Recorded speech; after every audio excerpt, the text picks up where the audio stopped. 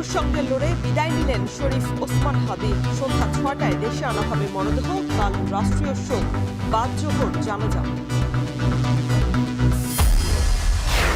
আগ্রাসনের বিরুদ্ধে action action ছাত্রলীগের বিরুদ্ধে অ্যাকশন অ্যাকশন শহীদের action direct action direct action শহীদের অ্যাকশন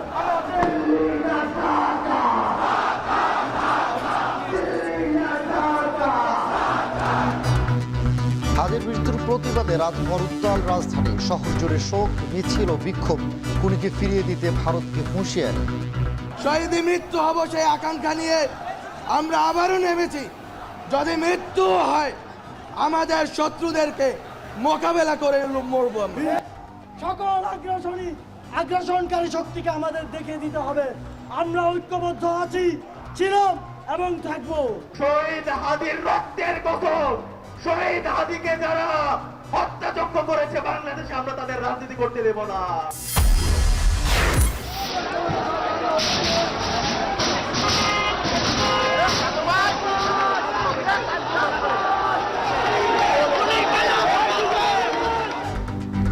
প্রথম আলো, ডেইলি স্টার এবং ছায়ানট খবরে হামলা, আগুন। চট্টগ্রাম, রাজশাহী সহ দেশের অনেক স্থানে আওয়ামী সংশ্লিষ্ট স্থাপনায় ভাঙচুর।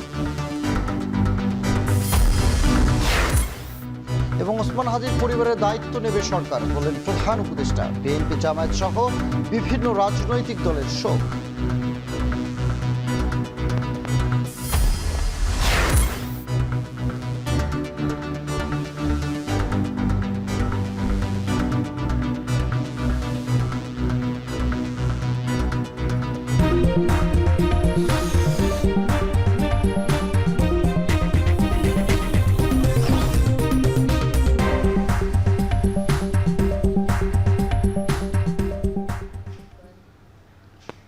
স্বাগত। এখন সকালে পুরো আয়োজন আপনাদের সঙ্গে আছি আমি সানিম রিথা এবং আমি শরীফ রওশন। আধিপত্যবাদ বিরোধী প্ল্যাটফর্ম ইনকিলাব মঞ্চের আহ্বায়ক শরীফ ওসমান বিন হাদি সিঙ্গাপুরে চিকিৎসাধীন অবস্থায় বৃহস্পতিবার রাত ৯টা ৪৫ তার মৃত্যু হয়। সন্ধ্যা ৬টায় মরদেহ সিঙ্গাপুর থেকে আনা হবে দেশে। শনিবার পালন করা হবে রাষ্ট্রীয় শোক। বিস্তারিত দেখুন আতিক মেজবা লগ্নের প্রতিবেদনে। গুলি করার আগ পর্যন্ত কোনো কিছুটা আমাদের গায়ে লাগে, যতক্ষণ না পর্যন্ত বুকে বা মাথায় গুলি চলবে ততক্ষণ পর্যন্ত আমরা কোনো স্ট্রাগল মনে করি না। শুধু আমাদেরকে যদি কেউ গুলি করে মেরে ফেলে তাকে যেন ধরে বিচার করা হয়। আপনি যদি আজকে আমাকে, জাবেরকে, আমাদের টিমকে মেরে ফেলেন এবং তার যদি বিচার করতে না পারেন তাহলে নতুন কেউ জব পাবে না। শুধু এই জন্য তার বিচার করে ফেলতে হবে, আর কিছু স্পেশাল সিকিউরিটি লাগবে না। মৃত্যুকে সহজে আলিঙ্গন করে নেয়ার উচ্চারণ বারবারই ধ্বনিত হতো তার কণ্ঠে, কিন্তু অদম্য সেই কণ্ঠ এত আগেই থেমে যাবে কেউ কি ভেবেছিলেন? সব চেষ্টা ব্যর্থ করে মৃত্যুর সঙ্গে প্রায় সপ্তাহব্যাপী লড়াইয়ের পর চিরদিনের মতো নিভে গেল ধ্রুবতারা শরীফ ওসমান হাদি। বৃহস্পতিবার রাত 9:45 সিঙ্গাপুর জেনারেল হাসপাতালে শেষ নিঃশ্বাস ত্যাগ করেন জুলাই বিপ্লবের অন্যতম এই নায়ক। শুক্রবার সকালে এই হাসপাতালেই প্রথম জানাজা শেষে ওসমান হাদির মরদেহ বিকেলে নিয়ে আসা হবে ঢাকায়। শনিবার বাদ জোহর তার দ্বিতীয় জানাজা হবে রাজধানীর মানিক মিয়া এভিনিউতে। ওই দিন পালন করা হবে রাষ্ট্রীয় শোক। ঝালকাঠির নলছিটির মুসলিম ধর্মভীরু পরিবারে জন্মগ্রহণ করা হাদি 2010 সালে ভর্তি হন ঢাকা বিশ্ববিদ্যালয়ে। অন্যায়ের বিরুদ্ধে আপসহীন সংগ্রাম ও সুনিপুণ নেতৃত্বের মাধ্যমে তিনি পরিচিত হন দেশ জুড়ে। 2024 সালে তার নেতৃত্বপূর্ণ কর্মকাণ্ড একটি বিশেষ মাত্রা পায়। জনমানুষের কণ্ঠস্বর হয়ে ওঠেন হাদি। গেল শুক্রবার দুপুর আনুমানিক 2:30টার দিকে রাজধানীর পুরনো পল্টনের বক্স কালভার্ট রোড এলাকায় ব্যাটারি চালিত রিকশায় থাকা অবস্থায় তার উপর গুলি চালানো হয়। মোটরসাইকেলে আসা দুর্বৃত্তদের গুলিতে গুরুতর আহত হন তিনি। প্রথমে তাকে ঢাকা মেডিকেল কলেজ হাসপাতালে নেওয়া হয়। অবস্থার অবনতি হলে এভার কেয়ার হাসপাতালে ভর্তি করা হয় এবং পরে উন্নত চিকিৎসার জন্য 15ই ডিসেম্বর এয়ার অ্যাম্বুলেন্সে করে সিঙ্গাপুরে নেওয়া হয়। সিঙ্গাপুর জেনারেল হাসপাতালে চিকিৎসাধীন অবস্থায় তিনি মৃত্যুবরণ করেন। আতিক মেজবা লগ্ন, এখন ঢাকা। শরীফ ওসমান হাদির মৃত্যুর খবরের পর বিক্ষোভ ছড়িয়ে পড়ে রাজধানী সহ দেশের বিভিন্ন জনপদে। বৃহস্পতিবার রাতভর মিছিল আর স্লোগানে উত্তাল ছিল শাহবাগ সহ ঢাকার বিভিন্ন স্থান। এ সময় হাদির হত্যাকারীদের অনতিবিলম্বে দেশে ফিরিয়ে আনার দাবি করেন ছাত্র জনতা। দেশকে অস্থিতিশীল করার পায়তারাকারীদের শক্ত হাতে রুখে দেওয়ার হুঁশিয়ারি দেন জুলাই আন্দোলনের সম্মুখ সারির যোদ্ধারা। বিস্তারিত মুজাহিদ শুভর প্রতিবেদনে। আততায়ীর হাতে গুলিবিদ্ধ হবার পর 3 দফা হার্ট অ্যাটাক আর 2 দফা অস্ত্রোপচারের ধকল শেষে দুনিয়ার যাত্রা শেষ করলেন শরীফ ওসমান হাদী। সপ্তাহব্যাপী হাদীর জন্য পুঞ্জীভূত ক্ষোভ উথলে পড়ল রাজপথে। মুহূর্তেই দাবানলের মতো বিক্ষোভ ছড়িয়ে গেল ঢাকা ও দেশের বিভিন্ন জনপদে।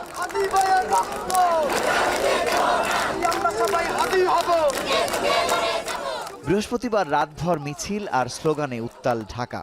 চারপাশ থেকে মানুষের ঢল নামে শাহবাগে। মানুষের মুখে মুখে আমরা সবাই হাদী হব, বুক চিতিয়ে লড়ে যাব।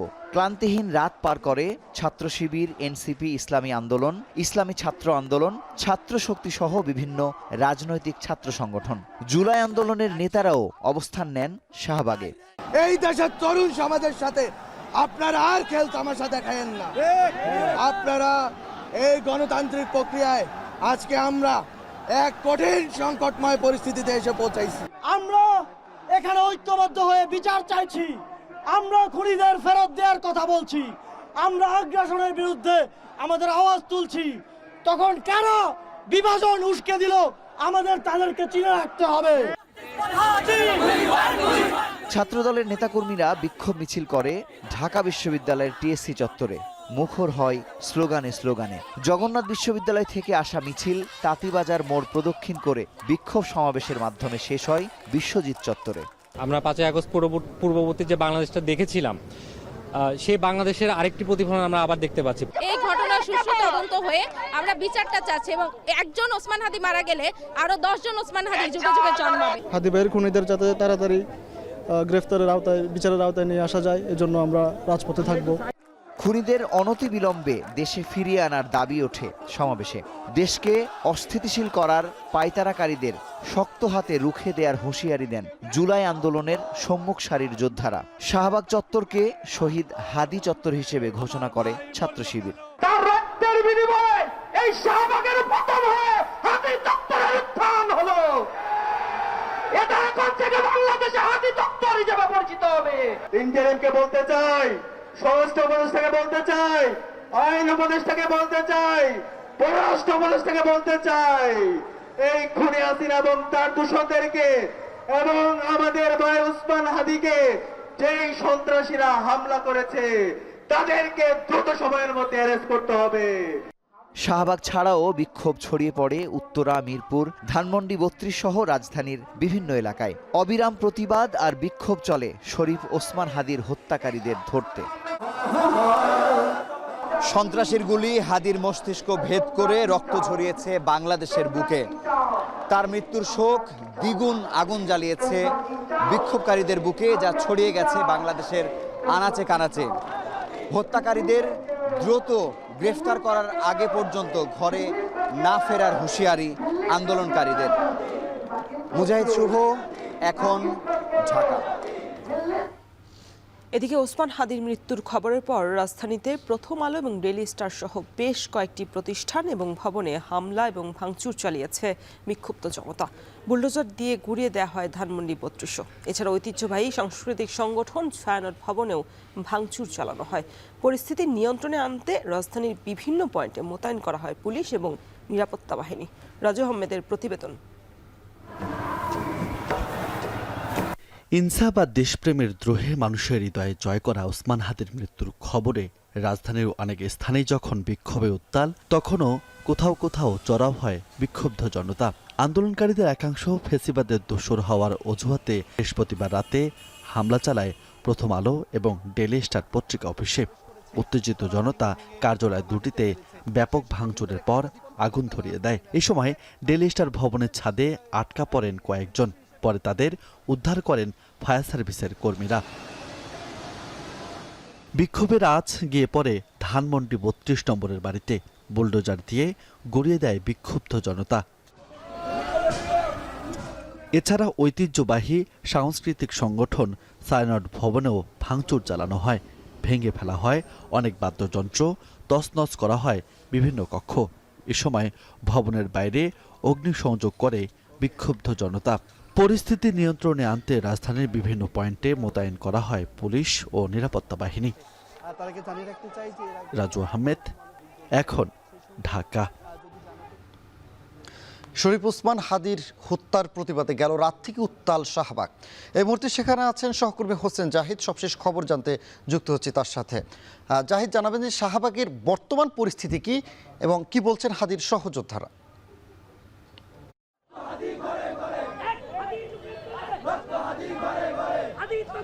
সানি, বিপ্লবের রং হারাতে পারে, অনেক বিপ্লবী রং পরিবর্তন করতে পারে, কিন্তু শরীফ ওসমান হাদি তার রং কিন্তু পরিবর্তন করেননি। তার বিপ্লবের যে বার্তা সেটি তিনি বহন করে চলছিলেন মৃত্যুর আগ পর্যন্ত, এবং তার এই হত্যার প্রতিবাদেই মূলত শাহবাগের যে উত্তাল খবর বলছিলেন আপনি রাত থেকেই, সেটি এই মুহূর্তে এখনো চলমান আছে। এখনো শাহবাগে এই শরীফ ওসমান হাদির হত্যার প্রতিবাদে এখনো উত্তপ্ত রেখেছেন এখানকার তার সমর্থকরা, তার ভক্তরা এবং যারা আসলে জুলাই বিপ্লবকে ধারণ করতে চান তারা। এবং যদিও তারা রাত থেকে এখানে অবস্থান করছেন এবং সেই অবস্থান কর্মসূচির কিছুটা অংশ, কিছুটা মানুষ, কিছুটা ভক্ত সমর্থক এই মুহূর্তে কমে গিয়েছে, তবে এই মুহূর্তে এখনো শাহবাগের এই মূল সড়কটি এবং মূল এই চত্বরটি এখনো স্লোগানে মুখর রেখেছেন যারা আজকের এই বিপ্লবের সামিল হতে চেয়েছেন তারা। এবং তাদের যে স্লোগানের ভাষা, তারা বলতে চাইছেন যে আসলে সারা দেশ জুড়ে নিষিদ্ধ আওয়ামী লীগ, নিষিদ্ধ ছাত্রলীগের নেতাকর্মীদেরকে জেলে ভরতে হবে, সেই বিপ্লবের আহ্বান কিন্তু এখানে বেশ উচ্চারিত হচ্ছে। একই সঙ্গে তারা মনে করছেন যে আসলে এই মুহূর্তে দরকার বিপ্লবী সরকার। তারা এই আকাঙ্ক্ষা ধারণ করছেন যে আসলে বিপ্লবী সরকার গঠন হলেই হয়তো বা বিপ্লবীদের নিরাপত্তা কিংবা বিপ্লবের যে চেতনা, বিপ্লবের যে স্পিরিট, সেটি বাস্তবায়ন করা বেশ সহজসাধ্য হবে বলে তারা মনে করছেন। এবং এখানে মূলত ব্যক্তি পর্যায়ে যারা আছেন তাদের প্রত্যেকেরই হয়তো বা ব্যক্তিগত রাজনৈতিক দর্শন আছে, ব্যক্তিগত রাজনৈতিক পরিচয় আছে, কিন্তু আজকে তারা যখন এখানে একত্রিত হয়েছেন তাদের একটাই পরিচয়, তারা একটি আদর্শ বা একটি চাওয়া পাওয়া নিয়েই মূলত আজকে এখানে একত্রিত হয়েছেন। এবং সেই চাওয়াটা খুবই স্পষ্ট, শরীফ ওসমান হাদির হত্যাকারীদের যে বিচার সেটি তারা চান। একই সঙ্গে আসলে এই একটি দাবিকেও তারা খণ্ড খণ্ড করে আরও কয়েকটি ছোট দাবি এখানে উত্থাপিত হয়েছে। কেউ হয়তো বা বলছেন যে আসলে নিষিদ্ধ আওয়ামী লীগ, ছাত্রলীগকে অনতিবিলম্বে যারা আসলে দুষ্কৃতিকারী তাদেরকে জেলে ভরতে হবে। কেউ হয়তো বা এমন দাবি জানাচ্ছেন যে আসলে সরকারকে বিপ্লবী অবস্থানে যেতে হবে। কেউ একই সঙ্গে সরকারের দায়িত্বশীল অনেকের পদত্যাগও এখানে দাবি করেছেন। অর্থাৎ সার্বিকভাবে মূলত শরীফ ওসমান হাদিকে কেন্দ্র করে এখানে অবস্থান এবং সেই অবস্থানের কে কেন্দ্র করেই মূলত ভিন্ন ভিন্ন দাবি এখানে উচ্চারিত হচ্ছে। এখানে কপালে কবজিতে, বুকে মাথায় জাতীয় পতাকা বেঁধে তারা এই জাতীয়তাবাদ কিংবা এই জাতীয় ঐক্যের যে ডাক সেটি তারা এখানে দিচ্ছেন। এবং মূলত ভোরবেলায় কিছুটা লোক সমাগম কম হলেও ধীরে ধীরে সেই লোক সমাগম আরও ধীরে ধীরে বাড়ছে।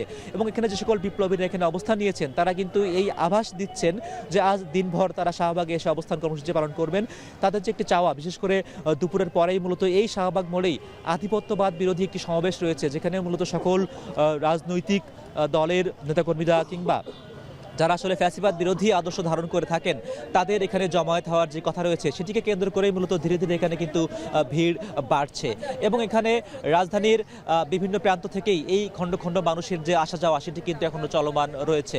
যদিও আসলে এই ভিড়ের যে চাওয়া, এই জনসমর্থনের যে চাওয়া, সেই চাওয়া পাওয়ার যেই শক্তি, সেই শক্তি আরও দ্বিগুণ বেগে ফিরে আসবে বলে তারা মনে করছেন যখন দুপুর নাগাদ জুম্মার পরবর্তীতে আসলে এখানে কর্মসূচি পালিত হবে। তবে তারও আগে থেকেই, যেহেতু গত রাত থেকেই তারা অবস্থান কর্মসূচি চালিয়ে যাওয়ার ঘোষণা দিয়েছেন, সেই ঘোষণারই একটি নমুনা যে আসলে রাজপথটা তারা উত্তপ্ত রেখেছেন।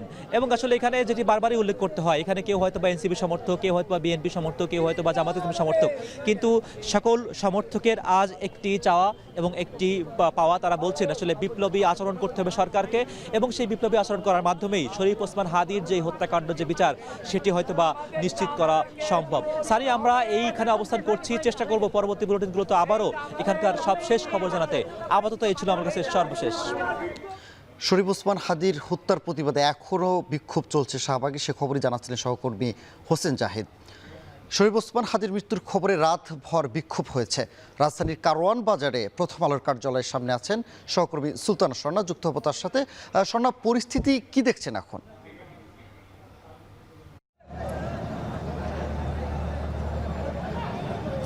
সানি, গতকাল নুরুল ওসমান হাদির মৃত্যুর খবরের পর কিন্তু আমরা দেখেছি দেশব্যাপী, আসলে শুধুমাত্র রাজধানী নয়, দেশব্যাপী কিন্তু ব্যাপক তাণ্ডব চলেছে। এবং শাহবাগে যখন সাধারণ জনতা এবং তার পাশাপাশি ওসমান হাদির সহকর্মীরা জড়ো হচ্ছিলেন, তখন কিন্তু আমরা দেখেছি একাধিক মিছিল নিয়ে, অর্থাৎ খণ্ড খণ্ড মিছিল নিয়ে প্রথম আলো এবং ডেইলি স্টারের মতো দুটি গণমাধ্যমে কিন্তু হামলা করা হয়। এবং সেই হামলার ফলশ্রুতিতে কিন্তু আমরা দেখেছি প্রথম আলোর যে পুরনো কার্যালয়টি রয়েছে, অর্থাৎ প্রথমা প্রকাশনীর বর্তমান যে কার্যালয়টি রয়েছে সেই কার্যালয়ে কিন্তু আগুন ধরিয়ে দেওয়া হয় এবং ব্যাপক লুটপাটও কিন্তু চালানো হয়।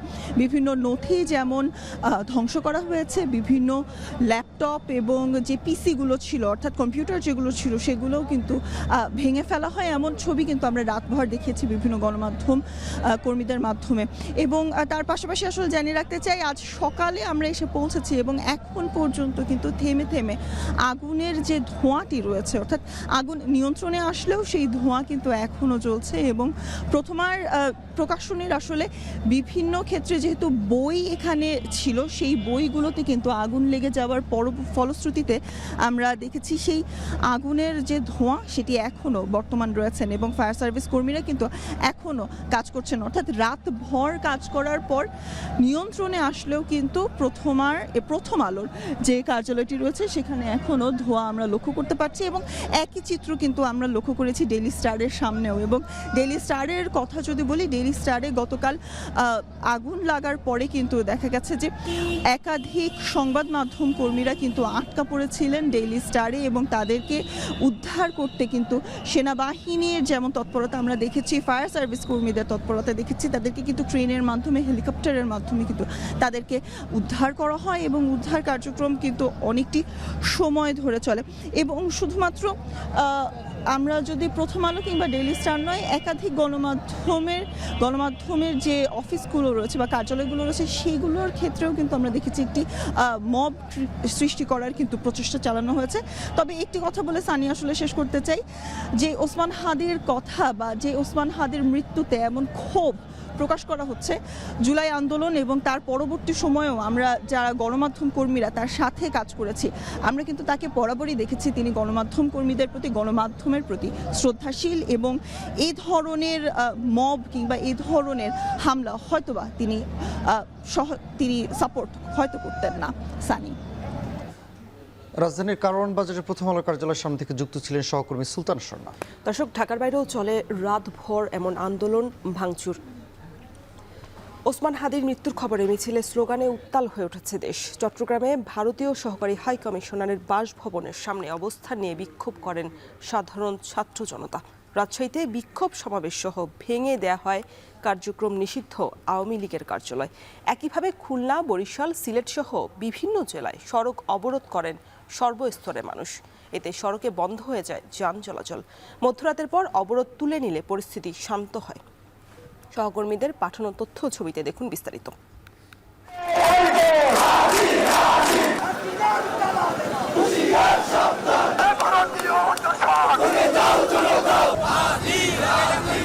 বিক্ষোভ স্লোগানে উত্তাল দেশ, লাখো তরুণের চোখে চোখে জ্বলে প্রতিবাদের দাবানল। আগ্রাসনের বিরুদ্ধে ছড়িয়ে পড়ে ইনকিলাব মঞ্চের আহ্বান। প্রাণে প্রাণে সঞ্চারিত হয় শহীদ শোক। শরীফ ওসমান হাদি হত্যায় জড়িতদের গ্রেপ্তার করে শাস্তির দাবিতে বিক্ষুব্ধ হয়ে ওঠে ছাত্র জনতা। মধ্যরাত পর্যন্ত চলে সড়ক অবরোধ, বিক্ষোভ।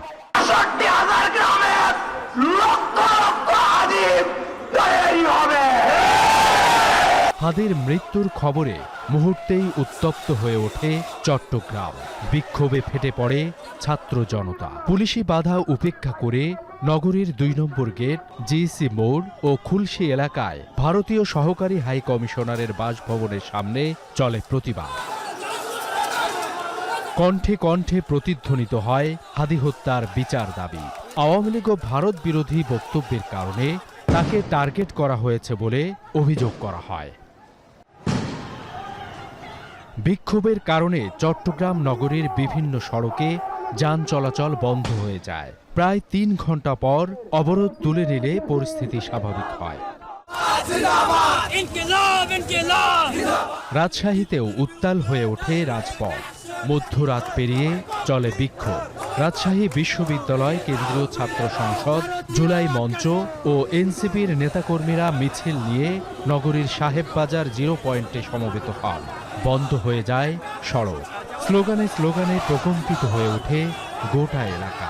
ভেঙে গুড়িয়ে দেয়া হয় কার্যক্রম নিষিদ্ধ আওয়ামী লীগের কার্যালয়। হাদি হত্যায় জড়িতদের দ্রুত গ্রেপ্তার করা না হলে ভারতীয় সহকারী হাই কমিশন অফিস ঘেরাও করার ঘোষণা দেয় ছাত্র জনতা। ইনকিলাব মঞ্চের মুখপাত্র ওসমান হাদির মৃত্যুতে খুলনায়ও ছড়িয়ে পড়ে ক্ষোভের আগুন। নগরীর শিববাড়ি মোড়ে অবস্থান নিয়ে বিক্ষোভ করে ছাত্র জনতা। স্লোগানে স্লোগানে উঠে আসে হাদি হত্যার প্রতিবাদ। পরে শামসুর রহমান রোডে ভারতীয় সহকারী হাই কমিশন অফিস মুখে যাত্রা শুরু করে বিক্ষোভকারীরা। এতে বাধা দেয় আইনশৃঙ্খলা রক্ষা বাহিনী। এ সময় পলাতক সন্ত্রাসীদের ফেরত দিতে ভারত সরকারের প্রতি আহ্বান জানানো হয়।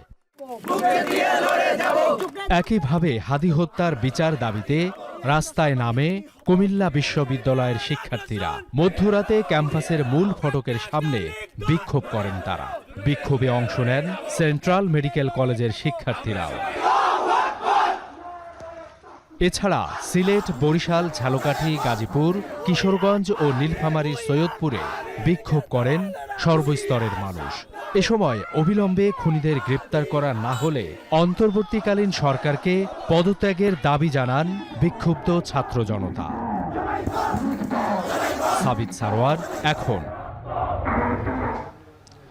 জুলাই অভ্যুত্থানের অন্যতম নেতা ও ইনকিলাব মঞ্চের মুখপাত্র ওসমান হাদির মৃত্যুতে গভীর শোক ও দুঃখ প্রকাশ করেছেন প্রধান উপদেষ্টা ডক্টর মোহাম্মদ ইউনূস। জাতির উদ্দেশ্যে দেওয়া ভাষণে ঘোষণা করেছেন শনিবার পালন করা হবে একদিনের রাষ্ট্রীয় শোক। প্রতিশ্রুতি দেন প্রয়াত হাদির স্ত্রী ও সন্তানের দায়িত্ব নেবে সরকার। হাদির হত্যাকারীদের অবিলম্বে শাস্তির আওতায় আনার আশ্বাস দিয়ে প্রধান উপদেষ্টা আরও বলেন, হাদির কণ্ঠ স্তব্ধ করে গণতান্ত্রিক উত্তরণে বাধা দেওয়া সম্ভব হবে না। শরীফ ওসমান হাদির এই অকাল মৃত্যুতে আমি গভীর শোক ও দুঃখ প্রকাশ করছি। তার প্রয়াণ দেশের রাজনৈতিক ও গণতান্ত্রিক পরিসরে এক অপূরণীয় ক্ষতি। আমি তার রুহের মাগফিরাত কামনা করছি এবং শোক সন্তপ্ত স্ত্রী, পরিবারের সদস্যবৃন্দ, স্বজন ও সহকর্মীদের প্রতি গভীর সমবেদনা জানাচ্ছি। শহীদ ওসমান হাদির স্ত্রী ও একমাত্র সন্তানের দায়িত্ব সরকার গ্রহণ করবে। শহীদ শরীফ ওসমান হাদির অকাল মৃত্যুতে আগামী শনিবার একদিনের রাষ্ট্রীয় শোক ঘোষণা করছি। এই নৃশংস হত্যাকাণ্ডের সঙ্গে জড়িত সকল অপরাধীকে দ্রুত আইনের আওতায় আনা হবে এবং তাদের বিরুদ্ধে সর্বোচ্চ শাস্তি নিশ্চিত করা হবে। তার কণ্ঠ স্তব্ধ করে বিপ্লবীদের ভয় দেখানোর অপচেষ্টা সম্পূর্ণভাবে ব্যর্থ করে দেন। ভয়, সন্ত্রাস কিংবা রক্তপাতের মাধ্যমে এদেশের গণতান্ত্রিক অগ্রযাত্রা কেউ থামাতে পারবে না। আমরা এখন গণতান্ত্রিক উত্তরণের চূড়ান্ত পর্যায়ে উপনীত হয়েছি। শহীদ হাদি ছিলেন এই প্রক্রিয়ার অবিচ্ছেদ্য অংশ। এদিকে ওসমান হাদির মৃত্যুতে গভীর শোক জানিয়েছেন বিএনপির ভারপ্রাপ্ত chairman Tarique Rahman. Verified Facebook পেজে দেয়া এক পোস্টে হাদির শোকাহত পরিবার, স্বজন এবং সহযোদ্ধাদের প্রতি গভীর সমবেদনা জানান বিএনপির ভারপ্রাপ্ত চেয়ারম্যান। একই সঙ্গে অন্তর্বর্তীকালীন সরকারকে এই হত্যাকাণ্ডের দ্রুত তদন্ত করে অপরাধীদের গ্রেপ্তার, শাস্তি এবং ন্যায় বিচার নিশ্চিত করার আহ্বানও জানানো হয় তারেক রহমানের পক্ষ থেকে। এদিকে হাদির মৃত্যু দেশের স্বাধীনতা, সার্বভৌমত্বের জন্য এক অপূরণীয় ক্ষতি হিসেবে উল্লেখ করে ফেসবুকে বার্তা দিয়েছেন জামায়াতের আমির ডক্টর শফিকুর রহমান। তিনি বলেন, শরীফ ওসমান হাদির ইনসাফ এবং ন্যায়ের পথে দৃঢ়তা, ত্যাগ এবং সাহসিকতার এক উজ্জ্বল দৃষ্টান্ত ছিলেন।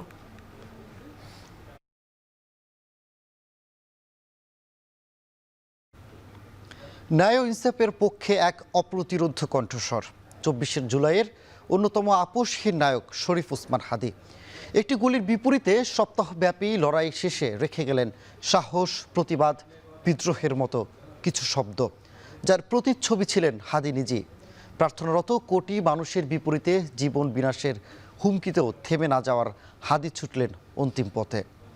মাত্র সোয়া বছরে মানুষের মনের মণিকোঠায় স্থান পাওয়া হাদির পথ চলার গল্প জানাচ্ছেন তানজিলা খানমি।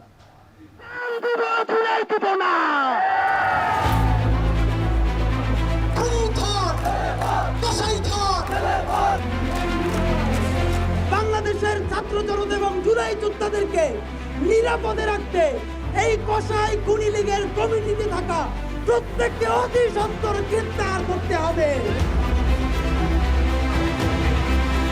বক্তব্য, স্লোগান, কবিতা, প্রতিবাদ বা প্রতিরোধে ইতিমধ্যে বাংলাদেশে তারা গুপ্ত হত্যা শুরু করেছে। সাহসের যে কণ্ঠ মানুষের মন থেকে আকাশের সীমানা ছাড়িয়েছে, এই দ্রোহে নেমে আসবে নিস্তব্ধতা, এমন পূর্বাভাস কি দেখেছিল নতুন বাংলাদেশ? গণহত্যাকারী খুনি আওয়ামী লীগকে নিষিদ্ধ করার আগ পর্যন্ত বাংলাদেশের আপমর জুলাই জনতা এই শাহবাগে লাগাতার অবস্থান কর্মসূচি ঘোষণা করছে। ঝালকাঠি জেলায় জন্ম নেওয়া শরীফ ওসমান হাদিকে নতুন করে আবিষ্কার করে ২৪শে জুলাই। গণ অভ্যুত্থানে আন্দোলন, স্লোগান, মিছিল, বিদ্রোহের মিছিলে নির্মিত এক পূর্ণাঙ্গ প্রাণ। জুলাইয়ের ১৬ বছর পেরিয়েও হৃদয়ের উজ্জ্বলতা কমেনি একটুও। সতীর্থরা ক্ষমতা ও সমঝোতার প্রশ্নে বিপ্লবের রং হারালেও অবিকল ছিল হাদি। দ্বিধাহীন চলার গতি তাকে দলছুট করলেও থেমে যাননি একটুও। গণহত্যাকারী আওয়ামী লীগের পূর্ণাঙ্গ বিচারের বিষয়ে স্পষ্ট ধারা উল্লেখ থাকতে হবে। জুলাই গণ অভ্যুত্থানে অংশগ্রহণকারী ছাত্র জনতার অভিজ্ঞতা ও দাবির ভিত্তিতে নিজেই প্রতিষ্ঠা করেছেন সাংস্কৃতিক ও রাজনৈতিক প্ল্যাটফর্ম ইনকিলাব মঞ্চ। যে মঞ্চের মুখপাত্র হয়ে হাদি বারবার গর্জে উঠেছে দুর্নীতি, দুঃশাসন, আওয়ামী লীগ ও ভারতীয় আধিপত্যবাদের বিরুদ্ধে। লড়াই করেছে ন্যায় ও ইনসাফের পক্ষে। আওয়ামী লীগ নিষিদ্ধ, জুলাই আহত ও শহীদদের অধিকার রক্ষায় এক চুলও আপোষ করেননি হাদি। বড় তিনটি রাজনৈতিক দলকেই শাসন করেছে সমান তালে। যেন তার চোখেই নতুন বাংলাদেশকে নিরাপদ দেখেছে দেশের মানুষ। তাই তো তাকে হারানোর ভয়ে প্রথম থেকেই কাতর ছিল শুভাকাঙ্ক্ষীরা।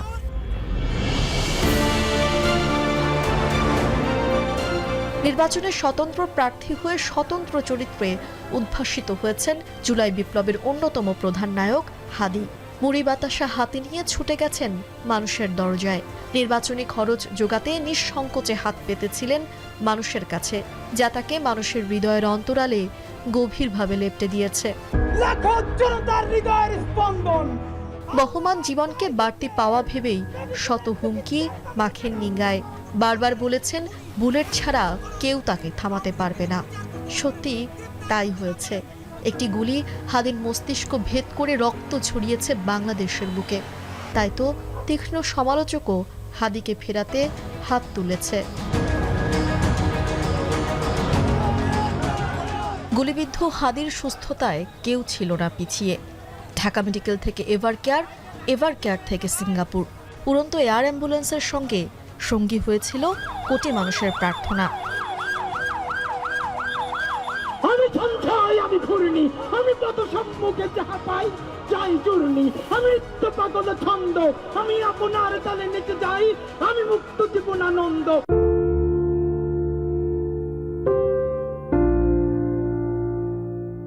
বীরের বেশে যে বারবার ফিরতে চেয়েছে সৃষ্টিকর্তার কাছে, কে ফেরাবে তাকে? সৃষ্টিকর্তা তো তার কথাই রেখেছে।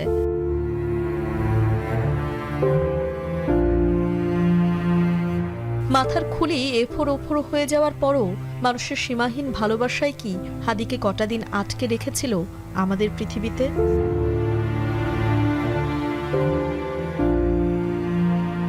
তানজিলা খান মিম, এখন, ঢাকা। ১৭ বছর পর যুক্তরাজ্য থেকে দেশে ফিরতে ট্রাভেল পাসের জন্য আবেদন করেছেন বিএনপির ভারপ্রাপ্ত চেয়ারম্যান তারেক রহমান।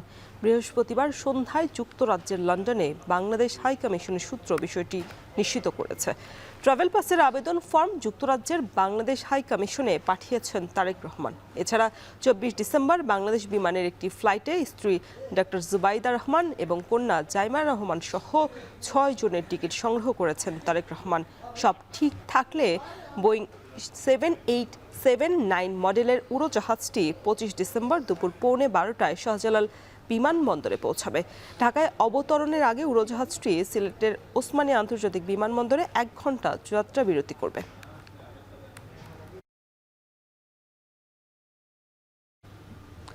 বিএনপির ভারপ্রাপ্ত চেয়ারম্যান তারেক রহমানের দেশে প্রত্যাবর্তনকে স্মরণীয় করে রাখতে নানা আয়োজনের প্রস্তুতি নিচ্ছে বিএনপি। ইতিমধ্যে বিএনপির অভ্যর্থনা কমিটি হজরত শাহজালাল আন্তর্জাতিক বিমানবন্দর ও কুড়িল বিশ্ব রোড এলাকা পরিদর্শন করেছে। সংবর্ধনা অনুষ্ঠান শেষে তার মা খালেদা জিয়াকে দেখতে এভার কেয়ার হাসপাতালে যাবেন তারেক রহমান। বিস্তারিত প্রতিবেদনে। দীর্ঘ প্রায় 17 বছর ধরে যুক্তরাজ্যের লন্ডনে নির্বাসিত থাকার পর 25 ডিসেম্বর দেশে ফিরছেন তারেক রহমান। বাংলাদেশ বিমানের একটি ফ্লাইটে দুপুর 12টায় ঢাকা আন্তর্জাতিক বিমানবন্দরে অবতরণ করবেন তিনি। দিনটিকে কেন্দ্র করে বিএনপির কেন্দ্র থেকে তৃণমূল বিরাজ করছে উৎসবের আমেজ। দলের দ্বিতীয় সর্বোচ্চ নেতাকে বরণ করতে এখন অপেক্ষার পালা। স্মরণকালের সেরা সংবর্ধনা দিতে সব ধরনের প্রস্তুতি নিয়েছে দল। বিভিন্ন পর্যায়ের বৈঠক থেকে নেতাকর্মীদের দেয়া হচ্ছে দিক নির্দেশনা। তারই অংশ হিসাবে বৃহস্পতিবার বিমানবন্দর এলাকা পরিদর্শন করেন দলটির নেতারা। এরপরই তারেক রহমানকে সংবর্ধনা দিতে সম্ভাব্য ভেন্যু হিসাবে 300 ফিটের সড়ক পরিদর্শন করেন বিএনপির প্রতিনিধি দলের সদস্যরা। বিমানবন্দর এলাকা পরিদর্শন শেষে গুলশানে দলের চেয়ারপারসনের রাজনৈতিক কার্যালয়ের সামনে দলের শীর্ষ নেতারা বলেন, দেশে ফিরে বিমানবন্দর থেকে তারেক রহমান মাকে দেখতে এভার কেয়ার হাসপাতালে যাবেন। তার আগে সুবিধাজনক স্থানে দেয়া হবে বিশাল সংবর্ধনা। তার এই ঐতিহাসিক প্রত্যাবর্তন যেন বিগত 55 বছরের ইতিহাসে যেভাবে যা কিছু দৃষ্টান্ত হয়েছে তাকে ছাড়িয়ে যায় এবং আগামী 55 বছরের ইতিহাসেও যেন সেরকম কোনো ঐতিহাসিক ঘটনা না হয়, সেরকম একটা আমরা স্মরণীয় করে রাখার জন্যই আমাদের সমস্ত আয়োজন হচ্ছে। আশা করি সারা দেশের মানুষের জন্য অপেক্ষা করছে। সংবর্ধনা অনুষ্ঠানে মানুষের স্মরণীয় উপস্থিতি বিবেচনায় নিয়ে সকল প্রস্তুতি নেওয়া হচ্ছে। অন্তর্ভুক্ত যারা সদস্যরা রয়েছেন তাদেরকে বিভিন্নভাবে দায়িত্ব দেওয়া হচ্ছে, সারা দেশে যোগাযোগ করানো হচ্ছে।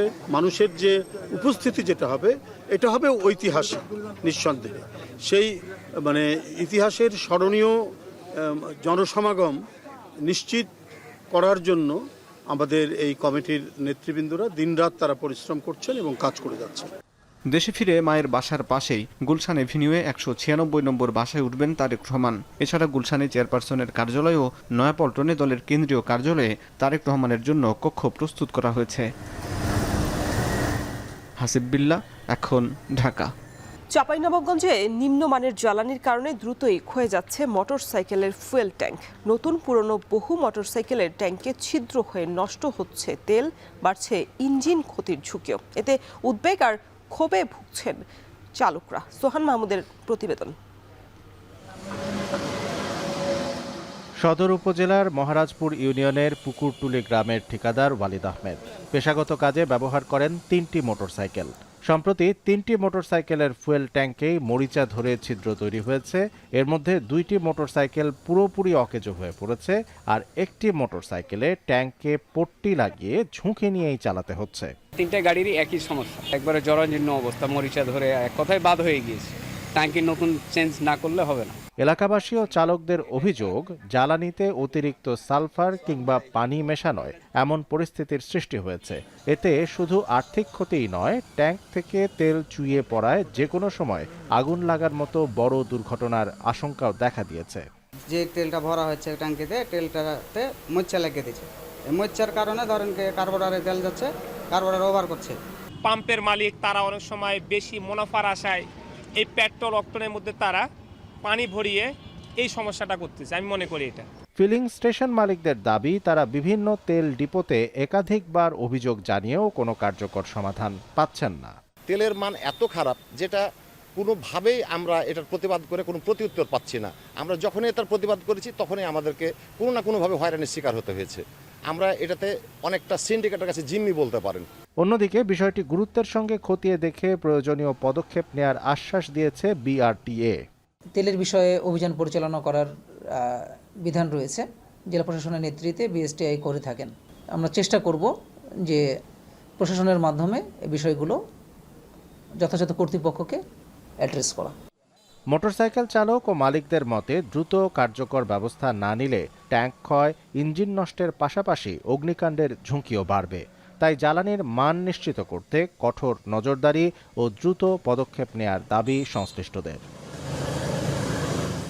শামসুল আরেফিন, এখন।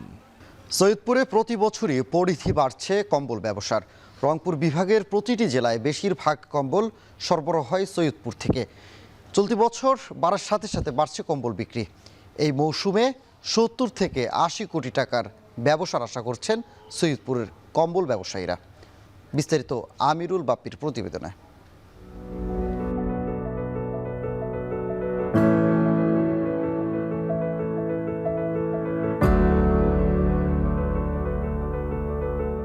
শীতে উত্তরের মানুষের প্রথম পছন্দ লেপ, তবে পাল্লা দিয়ে বাড়ছে কম্বলের চাহিদাও। দেশের অন্য প্রান্তের তুলনায় এই অঞ্চলে শীত সামাল দেওয়ার প্রস্তুতিও থাকে বেশি। পুরো বিভাগের কম্বলের চাহিদার যোগান দেয় সৈয়দপুর। কেউ পাইকারি, কেউ খুচরা, কেউ বা দুই ধরনের ক্রেতাকেই মূল্যায়ন করে। শুধু স্থানীয়রাই নয়, কম্বল কিনতে আসেন অন্য জেলার ব্যবসায়ীরাও। দামে কম, মানে ভালো, সেই সাথে সহজ যাতায়াতে ব্যবসায়ীদের প্রথম পছন্দ সৈয়দপুর। সর্বনিম্ন আছে আপনার 65 টাকা থেকে আরম্ভ আছে, আর সর্বোচ্চ ভালো মনের আপনার আছে 7,000-8,000 টাকা মতো আমাদের কম্বল আছে। সরকারি উপজেলা যেগুলো অনুদান আসে আমাদের এখান থেকে অনেক উপজেলা আমরা দিয়ে থাকি। এখানে মান ভালো এবং দামে সাশ্রয় পাওয়া যায় এবং প্রত্যেকটা ভ্যারাইটিস আইটেমের মাল এখান থেকে আমরা সংগ্রহ করতে পারি। পাইকারিতে কম্বলের দাম শুরু হয় 65 টাকা থেকে, এরপর মান ও আকার ভেদে বাড়ে দাম। শীতার্তদের সহায়তার জন্য যারা কম্বল সংগ্রহ করেন তারা সৈয়দপুর থেকেই কেনেন। রংপুরের লোকপুর আছে আমাদের থেকে নিয়ে যায় সৈয়দপুর থেকে। এখানে এই জন্য মানে রেট একটু কম আছে কারণে এখানকার মানে কাস্টমার এখানে বেশি আছে আমাদের সৈয়দপুরে। সৈয়দপুর থেকে মনে করেন কম্বল যায় আপনার পঞ্চগড়, ঠাকুরগাঁও, বল্লী, বোদা। শীতের যে কোনো পোশাক বিক্রির গতি নির্ধারিত হয় আবহাওয়ার উপর নির্ভর করে। মৌসুমে 70 থেকে 80 কোটি টাকার কেনাবেচার সম্ভাবনা দেখছেন ব্যবসায়ীরা। এখানে যাতায়াতের সুবিধা রয়েছে পাইকারদের জন্য এবং কম রেটে মানে বেনিফিট কম রাখে মালটা বেচা কেনা হয়।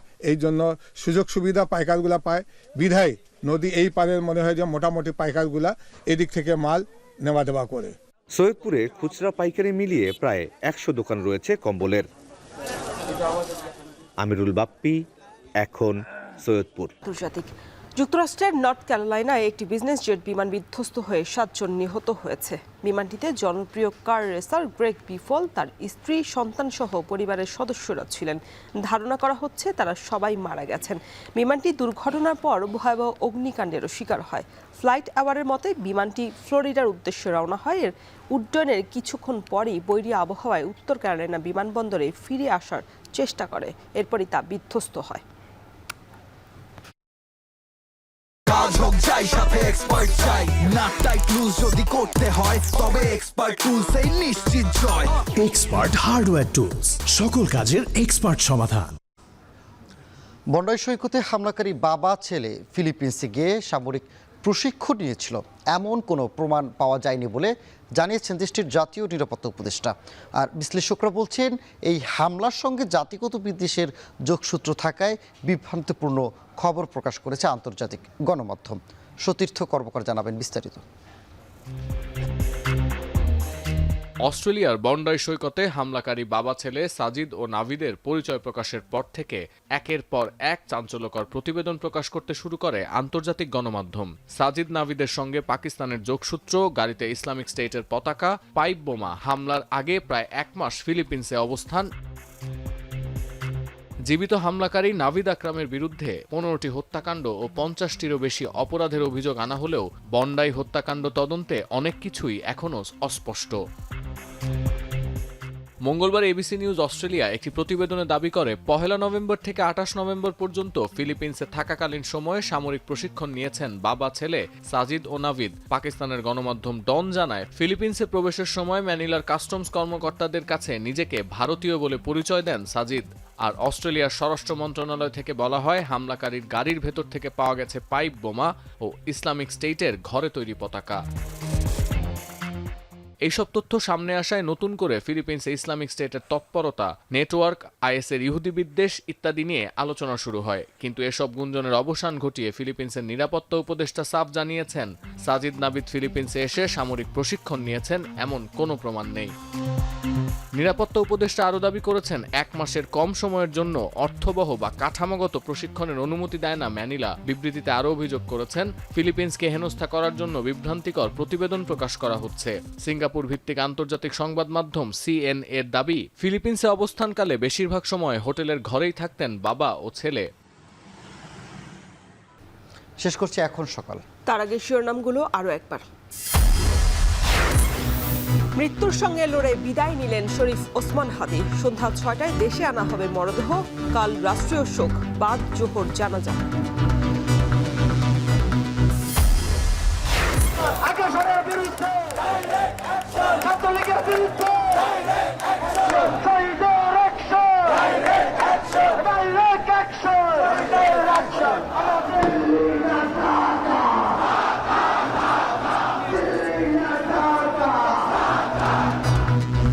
হাদীর মৃত্যুর প্রতিবাদে রাতভর উত্তাল রাজধানী।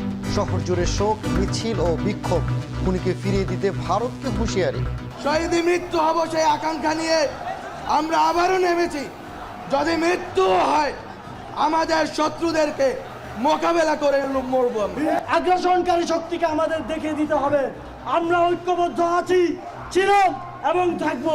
শহীদ হাদীর রক্তের বদল, শহীদ হাদীকে যারা হত্যাযজ্ঞ করেছে বাংলাদেশে আমরা তাদের রাজনীতি করতে দেব না।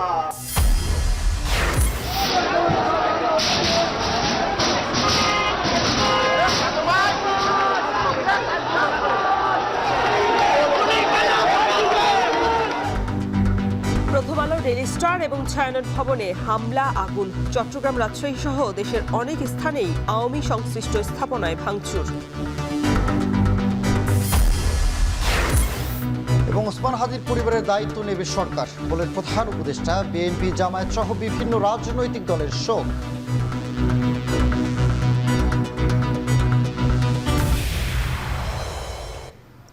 এই ছিল এখন সকালের আয়োজনে। এখন টেলিভিশন ওয়েবসাইটে দেখতে ভিজিট করুন www.এখন.tv। এছাড়া ফেসবুকে দেখতে ভিজিট করুন facebook.com/tv.এখন এবং ইউটিউবে দেখতে ভিজিট করুন youtube.com/c/এখন tv।